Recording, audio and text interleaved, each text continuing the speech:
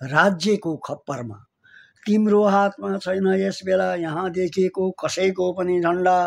ब्यादाहरू देख्दा देख्दै पनि पखेटा चाल्दै एक्लै उडिरहेको छ चरा। चरालाई बाँधेको छ बचेराका निम्ति खोज्नै पर्ने आहाराको जन्जिरले। र तिमीलाई पनि एक्लै भए पनि बाँधेका छन् धेरै मानिसका जन्जिरहरूले। पीडाबाट उन्मुक्त हुने माग राख्दै तातिएको खेतले हेरिरहेछ आकाशलाई र मागिरहेछ तप्तताबाट मुक्त हुनका लागि वर्षा। राज्यको खप्परमा यहाँ टाँसिएका बच्चाहरूले भोकमा खेल्न नसकेर मागिरहेका छन् अनर्साको एक टुक्रा। शान्त छ रानी पोखरी र देखाएका छैनन् कसैले पनि पानीमाथि आफूलाई। जाडोमा भन्ने बित्तिकै कहाँ जम्मा गर्न सकिन्छ झ्यास जुस र आगो बालेर रातलाई तुरुन्तै कहाँ काट्न सकिन्छ। ससाना चक्कुहरूले पनि रोपाई गर्छन्, ससाना चक्कुहरूले पनि रोपाई गर्छन् त्यस्ता क्रोडहरूमा जसलाई छेक्ने कुनै मन्डी छैन। निर्दयी अनुहार छोप्न राज्यले बनाइदिएको छ पेटी। निर्दयी अनुहार छोप्न राज्यले बनाएको छ पेटी। जसका छैनन् थकुल्ला राख्ने जमिन र कुखुरा पाल्नका निम्ति चाहिने खोर भएको घर, तिनीहरूले सुत्नै पर्छ राज्यले बनाइदिएको पेटीमा र देख्नै पर्छ सिमलको भुवाले बनेको सिरानी बोकेर आउने उज्यालोको सपना। शान्त छ रानी पोखरी तर तिमीले बनाउनुहुन्न आफू पानीमाथि उत्रेको दृश्य र कसैलाई पनि उठाउन लगाउनुहुन्न मुचुल्का। तिम्रो शनाखत उदाउँदा हाँस्छन् महलहरू र मनाउँछन् जलसाहरू आयु लम्बिएको उत्सवको माझमा।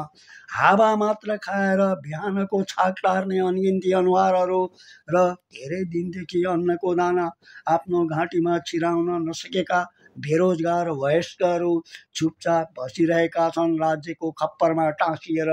तिमीले बनाउँदा रानी पोखरीमा आफू उत्रेको दृश्य, तिमीले बनाउँदा रानी पोखरीमा आफू उत्रेको दृश्य। धेरैको सपनामा खस्छ एकपछि अर्को गर्दै वज्र। तिम्रो हातमा छैन यस बेला यहाँ देखिएको कसैको पनि झन्डा।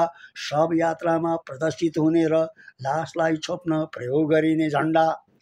आजीवन बेनमका भारी बोकेका सर्पहरूले पनि यस बेला फेरेका छन् बेनमका साथमा नै आफ्ना काँचुलीहरू र भोकलाई राम्रो भोजनको लौरोले हिर्काउन पाएका छन् सुँगुरहरूले।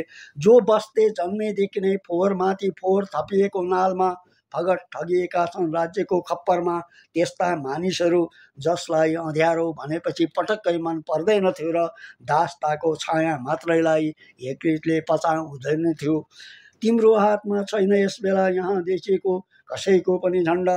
तिम्रो हातमा छैन यस बेला यहाँ देखिएको कसैको पनि झन्डा र कसैको झन्डा नबोकेरै पनि एक्लै बजाउन सक्छौ मादल।